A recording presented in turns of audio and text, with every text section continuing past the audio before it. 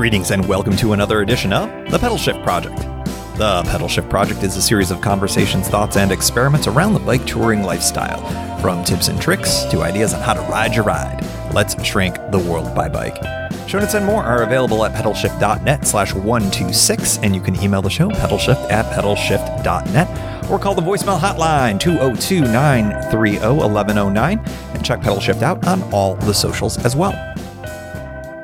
Hello, everybody, and welcome to the 126th edition of the Pedalshift Project. I am Tim Mooney, and this is the last chapter, the epilogue, the coda of the Katy Trail adventure.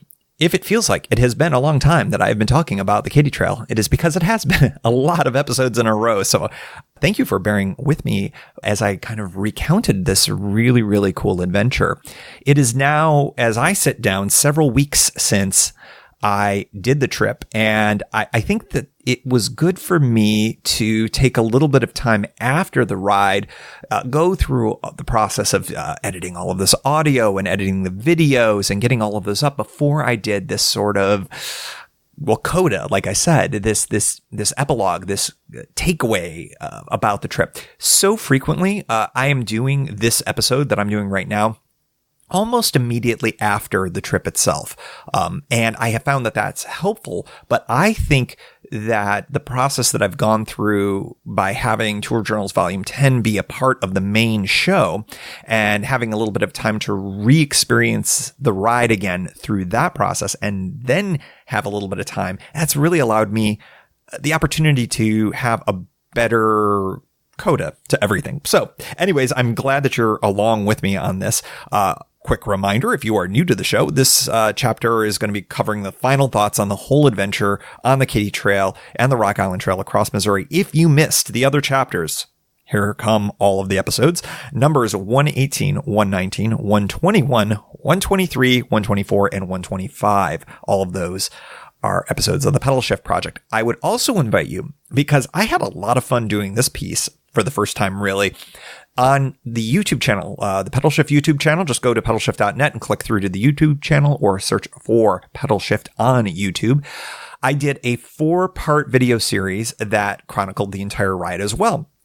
So if you haven't had a chance to see that yet, I think that it's actually a nice companion. There are elements that are in the video series that aren't in the podcast and vice versa. So I think it turned out pretty good. I'm kind of digging it. So I think I'm going to try to do more video as well for future rides. It ended up working out okay. So if you liked it, please let me know. If you didn't like it, please let me know. I'm getting good feedback on both elements so far. So I think that this is going to be a piece of something I'll do, weather willing, because as you saw, it rained a little bit.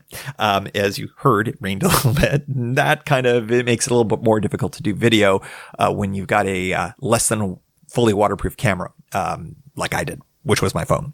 In any event, I think the biggest thing that I can say as a takeaway after having this additional time is that the lows of the ride fall more into perspective and the highs of the ride tend to rise to the surface. And I think that that's kind of what most of us experience. That's why we talk about type 2 fun being type 2 fun. You know, it kind of sucks in the moment, but then you look back and go, oh, that was a pretty cool adventure. And that, I think, is what makes bike touring great. So we'll talk more about that as we go along here on this episode. I wanted to talk about Amtrak just to get started, just to kind of jump right into this. As you know, I rode Amtrak to and from Missouri as a part of the adventure, and I really viewed the overnights, train rides, and the physical act of getting the bike on and off the train and roll-on service. All of that is really an integrated part of the adventure for me. And I have to say that Amtrak was an excellent way to handle that transport. It was definitely slower. It is definitely on someone else's schedule, but it also helps you to transition the beginning and the end of your tour, I find, at least. And I think it complements the riding as well. I've done Amtrak in the past. I did it for this ride. I definitely intend to do it again in the future. It works really well with bicycle touring, so I really liked it. The rides between the train stations and the trailheads, that was relatively easy. I found that the St. Louis County side, so on the end of the ride, that was a little bit more of what I'd like to call a suburban assault kind of a ride than it was on the west side from Lee Summit to the Rock Island Trailhead. And I think that's just the nature of what those counties are like and what kind of roads you're on.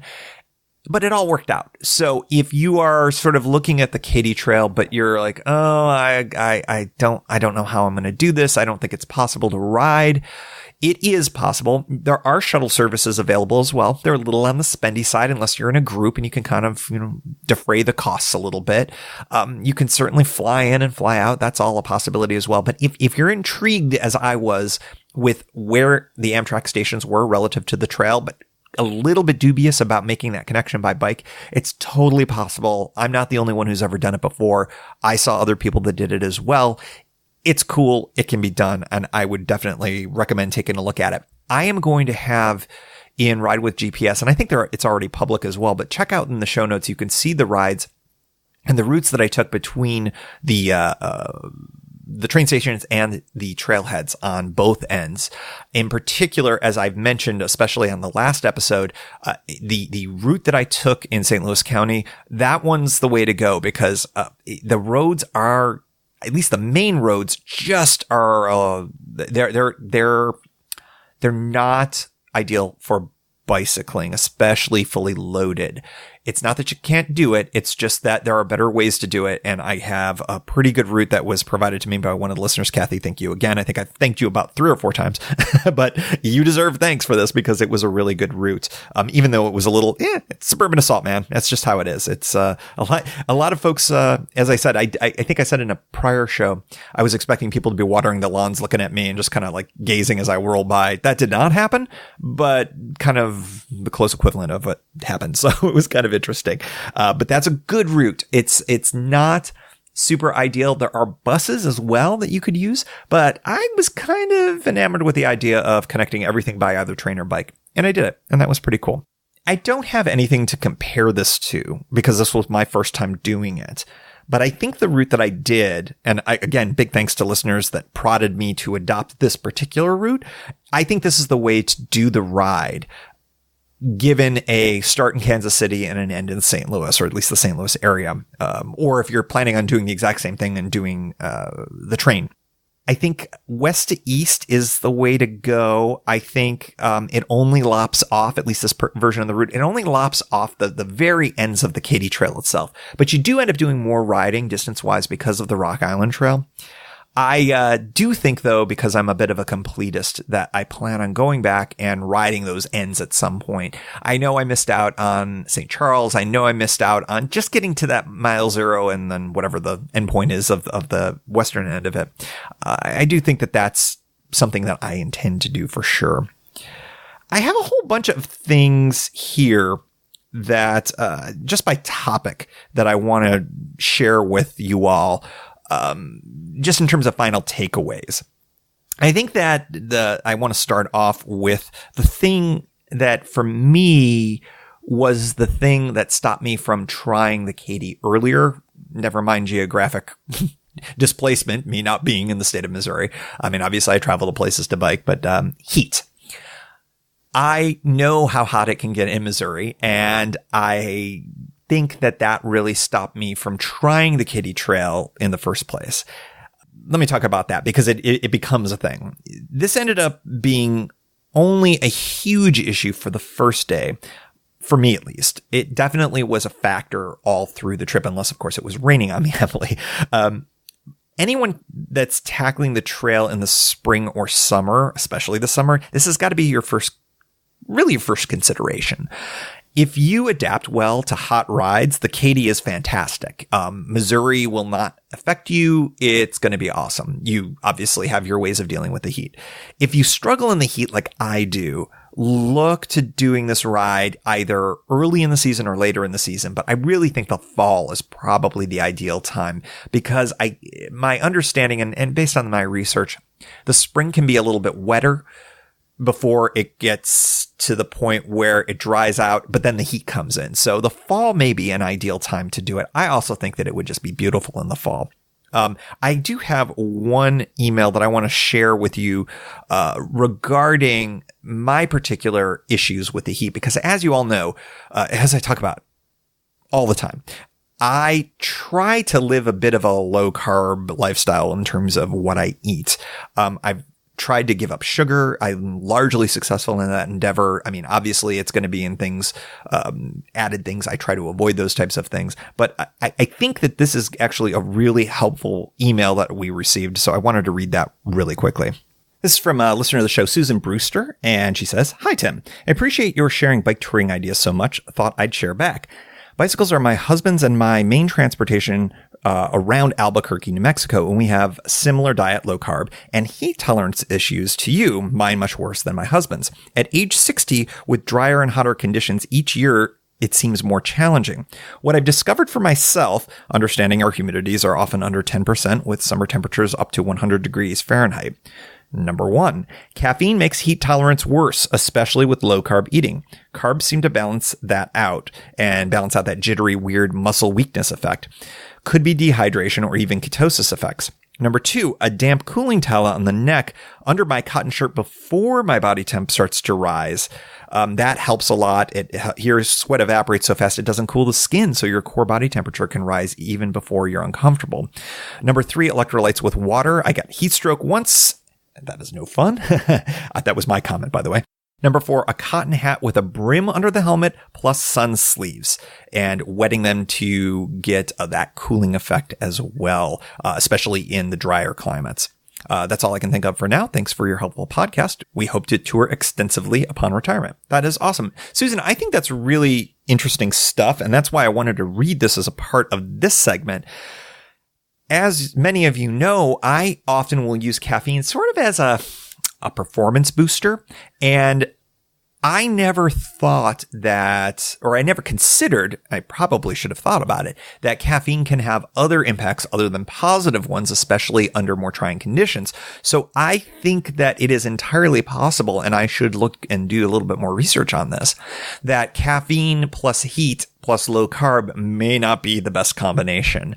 And I think that I'm going to have to research that a little bit more. I tend to like to continue to be low carb while I do my riding, but I also found, and you heard this and you may have seen this on the videos as well, I performed a lot better when I shifted to simpler carbohydrates. That might have been because I was mixing in some caffeine as well. I don't know for sure, but I thought that this was something that I think is a really interesting thought and something that I'm going to explore a little bit more, maybe even test it out a little bit more while I have some shorter rides here in the DC area on the C&O. I might be trying to test that out. No caffeine, God forbid, on some of the rides where I try it with low carb eating. We'll see. I think that's something I'm going to experiment with. So maybe a future edition of the lab. Thanks for that email, Susan. That's really, really helpful. Next up, topic wise for this coda on the Katy Trail was the rain. If you paid any attention to the show, you know that I got rained on a lot. I've had 2 tours this year, and both of them have had high featuring amounts of rain, which is fine. Considering what the forecasts were like before the ride, the weather was substantially worse than what I expected. It looked like things were going to be maybe a little bit wet here and there, but I had rain almost every single day. And if I didn't have it during the day, I had it pretty heavily at night. 2 of the days of the ride were rain-free, and I was caught into a couple of really bad soakers. And one of which, as you saw and or heard, had me scrambling for shelter, which I was pretty fortunate that was there. Over the bunch of years that I've been doing this show and that I've been bicycle touring generally, I've accumulated, I think, for me at least, the right wet weather gear.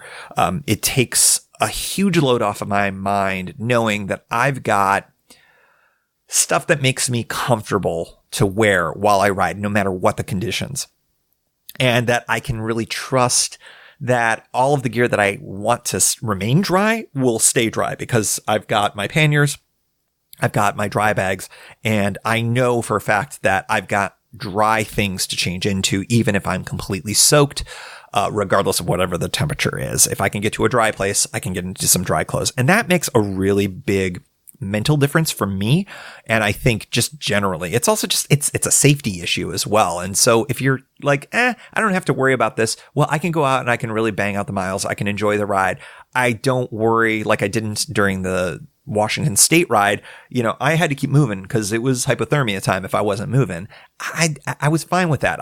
When I ducked in and when I stopped riding, I was in warm, dry places, and I knew that I had dry clothes to change into. So that was a really important thing. This ride, it was a little bit different. I didn't have to worry so much about hypothermia-ish, but it was nice to know that I had the right gear for this.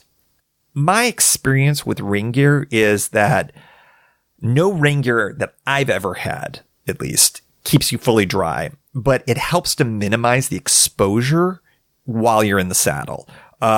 And it lets you ride through most rain. And I say most rain because I stopped with that one really big thunderstorm on, what was that, the 5th day, I believe it was. It was so hard and so heavy and not enjoyable to ride through. I just stopped and found that shelter. Once you get to, I guess, this kind of median degree of wet, because like I said, you always end up getting wet even in the best of rain gear. I like riding in the rain once that happens, because then you're sort of like, okay, well, I can't get any wetter. The rain gear is keeping most of the worst of it off of me. Yeah, I'm a little moist on the inside of my rain jacket, but for the most part, I feel pretty good. I'm comfortable temperature-wise, and if it's warm, you've got pit zips. If it's cold, I seal things up and I'm moving and I keep that body heat going. I kind of like it. I'm glad I don't ride exclusively in dry weather. I think it would be too limiting, especially when I live in an area where you can really get a thunderstorm at any time during the summer. So I have grown to very much embracing the rain. That also probably came about with my activity during my time in the Pacific Northwest. The old adage is, if you don't run in the rain, you don't run in Oregon. So the same was true for hiking or camping or whatever you wanted to do, although camping in the summer is actually glorious in Oregon because it rarely rains. But in any event, that's sort of been my thing with bicycle touring. I embrace it. If it's really bad, I will hide out from it. But for the most part, if it's not a safety issue and if it's not a comfort issue, then I don't mind riding in it. And I kind of like it when all is said and done. So that's what I would say about all of this. In some of the moments, especially with it, when you were listening or when you watched the videos, it may have seemed like I was not enjoying things like at all. But I think that's where this sort of like, you know what? I really do kind of like riding in the rain. And it's just sometimes it's an expectations thing. And when I'm expecting it, then it's much better. If I'm not expecting it and it comes, that can be a harder thing too. But overall, rain, I'm cool with it. Kind of a caveat to the rain, or not a caveat, or an extra add-on to that, is fenders. When you are on non-paved trails, so the C&O, the Gap, the Katy, any of the ones that may be in your hometown, the Erie Canal towpath, another very similar one. I think that fenders approach a level of necessity. I am not a you're doing this wrong kind of guy, as you all know. I would say, however, having observed a lot of people on all of these trails without fenders, they almost universally strike me as regretting not having them. And I just think that the reason is somewhat obvious, but it just keeps the muck off of you, your bike, the people behind you, things along those lines. I think that fenders on these types of trails can be a really, really important thing. And it doesn't always have to be because it's wet out. Even when it's dry, it can be a real boon to have fenders on there. I know a lot of people don't like fenders. I get that, and I respect that. I just think that the more I ride and the more I tour and the more I spend a fair amount of time on these kind of backcountry trails and non-paved type of surfaces, fenders are pretty much, to me, a must-have. I know that I would never own a touring bike personally that didn't have fenders on them. To each their own, however, and if you are super against fenders, that should not be a barrier, or you can't put fenders on your bike for some reason, or don't want to, or can't afford to, or whatever. Don't let that be a barrier or a hindrance, but I do think that that's one of the things that you'll want to look to relatively soon, relatively early in the process as you're sort of building out your bike. It just makes life a lot easier, especially if you're on these types of off-road trails. Another thought on this whole Katy process, this whole Katy adventure, hauling food. This is a continuing evolution for me. And I think I'm going to be more talking out loud or thinking out loud as I say this part. I really love camping, and I also love cooking. I did that cooking segment on the live show recently, and I intend to do another one because there's been some more requests for that. So that's fun. On tours, when I go through places with towns that have food available, however, I'm finding that I'm eating out way more often than I cook. And it's not like a 50-50 thing. It's I'm stopping and getting food and then not cooking at all. At some point, I don't know when, I don't know how it's going to manifest itself, but I might embrace that completely and just leave my stove and my cook kit at home. It may be that I have to plan a tour around that and maybe be a little bit more mindful rather than just sort of say, yep, I'm just not going to bring it and hope everything works out. That would also maybe be a part of my continuing evolution towards more of a bike packing setup than the traditional pannier road touring thing that I mostly have been working with over the last bunch of years. I don't think that it is something that is good or bad. I think it just is what it is. I'm noticing a lot more people are starting to slim down what they're bringing along, which doesn't mean that everybody is. Doesn't mean that that's the only way it's going to go. But I think for me, especially if I'm finding, okay, I don't need my cook sets and my camping gear or elements of my cooking gear, then that might mean, hey, I might be able to get more into frame bags for certain tours over others. So that I think is going to be an interesting evolution as I go along. I think that anybody who's into bike packing who listens to this show would probably not characterize Pedalshift as a bike packing show. It's been much more about traditional pannier road touring. And of course, trails and, gravel and whatnot is certainly involved as well. But I think that I like to embrace all elements of it. I do have a frame bag on my big bike now, and that really takes the load off of a lot of different sections of where I had previously put stuff. I don't have to carry a large rack bag now. So that evolution may continue, and there may come a point where I leave the Ortliebs at home for the right type of trip. So stay tuned. As that happens, I'm looking forward to sharing that evolution with you all to show what's in the realm of possible for the right tour. I think the one thing that I've learned over the course of the many years that I've been doing this, quote unquote, many of you have done a lot more touring than I have, is that you got to do the right kit for the right ride. And so a couple of overnights, I might not need all the big bags, and I'll share that all with you as I go along. I've got some C&O riding to do in the next few weeks, and I think that I might be experimenting a little bit more with an even lighter setup. So that's all related to the whole concept of maybe you don't have to haul as much food around. So more to come on that. Trail service. This was a really big area of discussion ahead of and on the Katy Trail. I talked about this a lot in the journals. The Katy Trail is a kind of traditional crushed limestone kind of surface. It is soft in the rain, just like the Gap was. I think it behaves very similarly to the Great Allegheny Passage. And I would say it's slow and frustrating in spots. It's particularly true on the Gap in that one uphill section between Connellsville and Ohiopyle. And I believe, if I'm not mistaken, that was actually featured on Carrie Gross's Women Who Dare podcast, which has been really fun and excellent. So subscribe to that if you're not. She talked about how that was rainy and it was a little bit of an uphill slog for her. Considering how much rain I got while I was on the Katy this trip, I would have to say it drains like magic. It's really quite good. I really don't have anything bad to say, and mostly great things to say about how that trail behaves.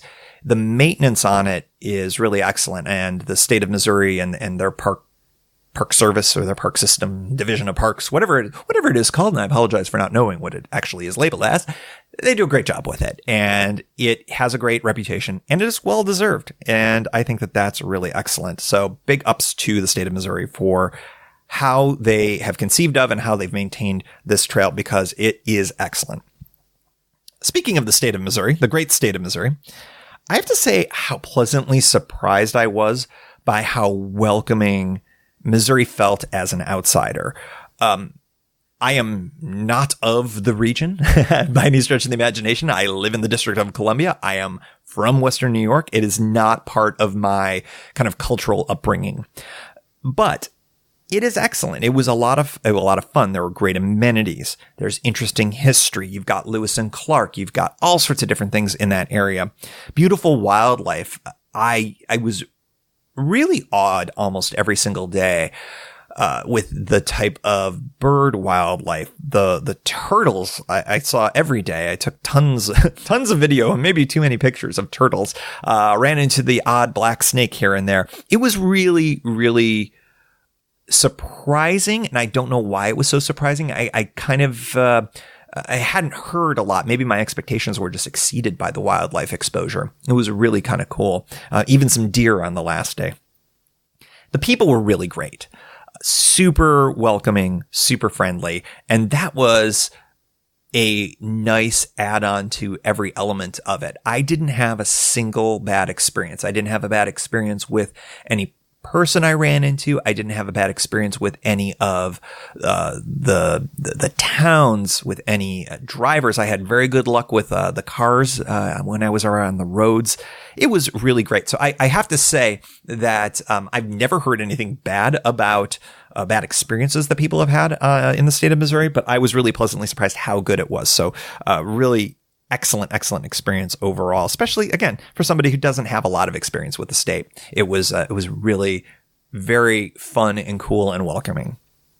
So where does this all rank? I don't know about you, but I love me a top 10 list. I love me a top 3 list. I love that kind of stuff.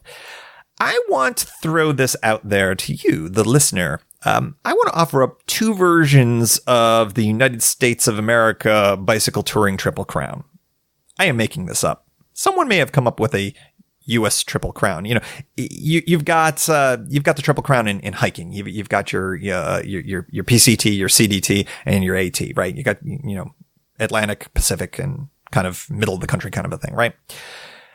I think that I'd like to throw out the possibility that we have a Triple Crown in the United States. And I have 2 different versions of it because, as always, I need to, give out, medals to everyone that I like. So here we are.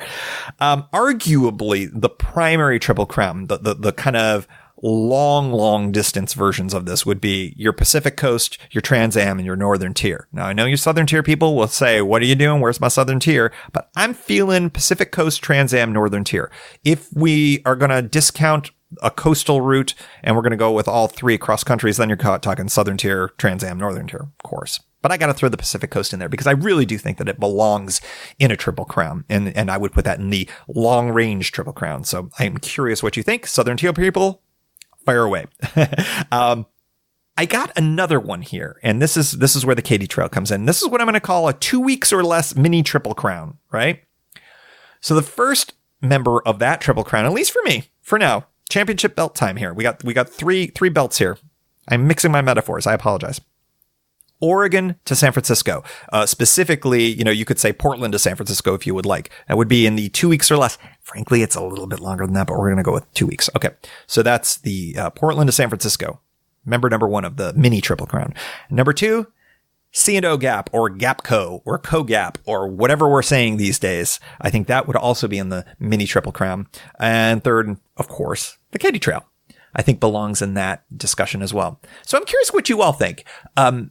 I do not have experience with every single awesome corner of the United States of America for bicycle touring, and I may be missing out on a real gem there. But based on what I've seen and what I've experienced so far, those would be the two triple crowns that I'd give. Again, so your longer term ones, your larger ones, your primary ones, Pacific Coast Trans Am Northern Tier, and then the 2 weeks or less, the mini triple crown, Portland to San Francisco, Gapco, Katy Trail.